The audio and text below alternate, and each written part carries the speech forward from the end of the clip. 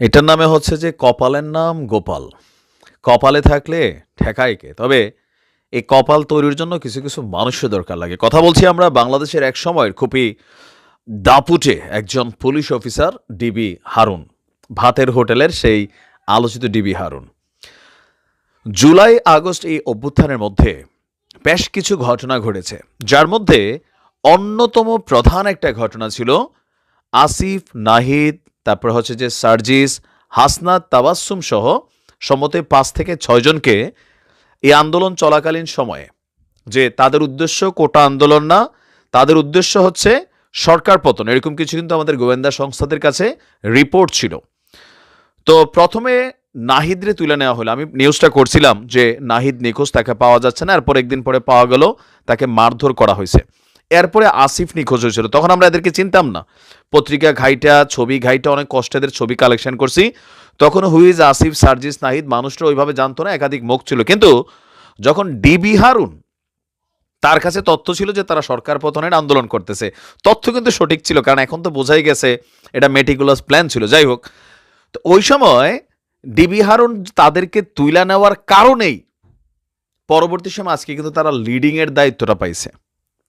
DB Harun যদি ওই দিন রহিম, করিম, জব্বার, তারপর হচ্ছে সুফিয়া অথবা আবুল, যাদেরকে ওই দিন তুইলা নিত, তারাই কিন্তু আজকে এই টার্নিং পয়েন্টের মধ্যে পড়ে যেত।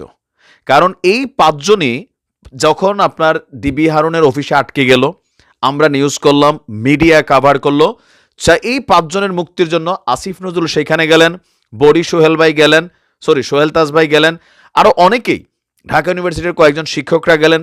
দেশ জুড়ে বিক্ষোভ ক্রিয়েট হলো। তারপর আবার এই ছাত্ররা ডিবি হারুনের অফিস থেকে একটা বার্তা পাঠাইলো যে তারা আন্দোলন স্থিমিত করতে চাচ্ছে বা তারা এখান থেকে সরে যেতে চাচ্ছে। তখন আবার আমরা পাল্টা রিয়েকশন করলাম। তাদের পরিবারকে ডিবি হারুন নিল, ভাতটাত খাওয়াইলো, খাওয়াইয়া বললো যে না, আমাদের সব ঠিক আছে। এই টোটাল প্রসেসিংটার মধ্যে এই ৫ সমন্বয়কের কিন্তু কপাল খুলছে, যাদের মধ্যে ২ জন উপদেষ্টা। মাহফুজ তো হচ্ছে পিছন থেকে টোটালি গেম প্ল্যানার, আর বাকি ৩ জন, তাবাসসুম মিনিমাম লেভেলে আছে, বাট বাকি ২ জন আজকে পুরো বাংলাদেশকে লিড করছে। এখন রাজশাহীতে আজকে আমরা দেখলাম বৈষম্য বিরোধীর যে কমিটি, সেটা স্থানীয় সমন্বয়কদের তোপের মুখে এই কমিটি স্থগিত করে দেওয়া হয়েছে। কেন? তাদের দাবি হচ্ছে যে কেন্দ্রীয় কমিটি এখান থেকে বৈশা বসে এরা সিদ্ধান্ত দিচ্ছে। এরা কি জানে লোকাল এরিয়াতে কারা কোথায় নেতৃত্ব দিছে? এরা ওইখান থেকে কে সিদ্ধান্ত নেবার? কিন্তু যে কোনো একটা সংগঠন সিস্টেমে চলে। এর উপর আহত নিহতদের যে বক্তব্য যে আমাদের রক্তের উপর দিয়েই তো বাবা তোমরা আজকে এত বড় বড় পদ পদবি, গাড়ি বাড়ি, হ্যাঁ মানে আপাতত পাচ্ছে, তো সরকারি বেসরকারি যাই হোক, এই লাইফটা তোমরা এনজয় করতেছো।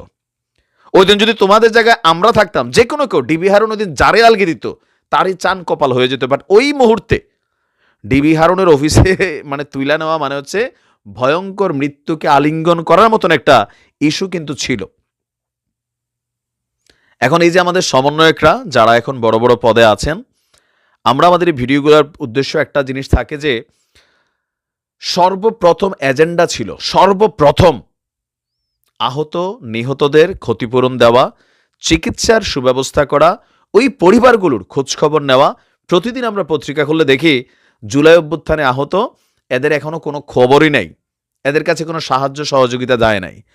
যেই পরিমাণ টাকা জুলাই আগস্টের ফান্ডে আছে, এটা দিয়ে স্বর্ণের প্রাসাদ বানানো যাবে। প্রশ্ন হচ্ছে টাকাগুলা কেন বিতরণ হচ্ছে না?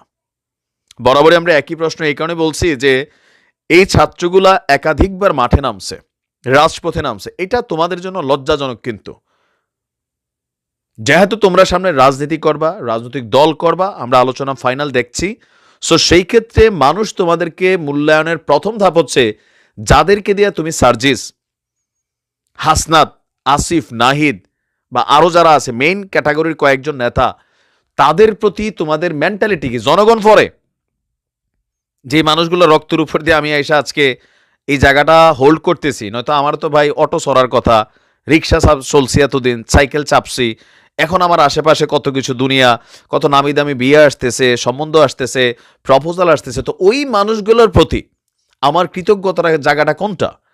সার্জিস একটু সমালোচিত হচ্ছে জুলাই আগস্টের দায়িত্বটা ছেড়ে দেওয়ার পরে, কারণ সার্জিসের হাতে এমন কি কাজ আছিল যে জুলাই আগস্টের এই মানুষগুলোর কাজটাকে সে সলিউশন না করে সে রাজনীতিতে ঢুকে যাচ্ছে। এগুলো তোমাদের জন্য প্রশ্নবিদ্ধ জায়গা তৈরি হচ্ছে। আবার বিভিন্ন জায়গা থেকে ফান্ড অ্যান্ড কালেকশন, সাংবাদিক ইলিয়াস যেসব তথ্য দিচ্ছেন, জিল্লুর ভাই দিচ্ছেন, বদলি তদবির, অনেক কিছুতেই কিন্তু অনেকের পরিবারও নাকি কানেক্ট হয়ে যাচ্ছে। তো এগুলো যখন গণমাধ্যমে আসে, মানুষের কাছে আসে, তখন মানুষের কাছে মনে হয় যে দিন শেষে সবার টার্গেট ক্ষমতা, ক্ষমতায় গেলে মানে সবার চেহারা বদলাই যায়। আর যাদের রক্তের উপর দিয়া যে কোনো কিছু অর্জিত হয় তাদেরকে মানুষ ভুইলা যায়। সো রাজনৈতিক দল গঠন করার আগে তোমাদের প্রথম কাজটা উচিত এদেরকে ক্ষতিপূরণ দেওয়া। ক্ষতিপূরণ তো টাকা আছে, এগুলো সুষ্ঠুভাবে বন্টন করা। রাষ্ট্র কি কার্ড দিবে বলছিল, চিকিৎসার কার্ড, এগুলোরও খবর নাই। মানুষ কিন্তু এই যে একবার দুইবার তিনবার রাজপথে নামতেছে, তোমাদের প্রতি মানুষের বিরক্তি চলে আসতেছে, ভাবতেছে যে তোমরা স্বার্থঘটিত হাঁটা হাঁটছো। কারণ যাদের রক্তের উপর তোমরা, তাদেরকে তোমরা মূল্যায়ন করছো না, দেশবাসীকে কি মূল্যায়ন করবা? এই প্রশ্নটা তৈরি হয়ে যাচ্ছে। নিশ্চয়ই যারা দেখার তারা দেখবে।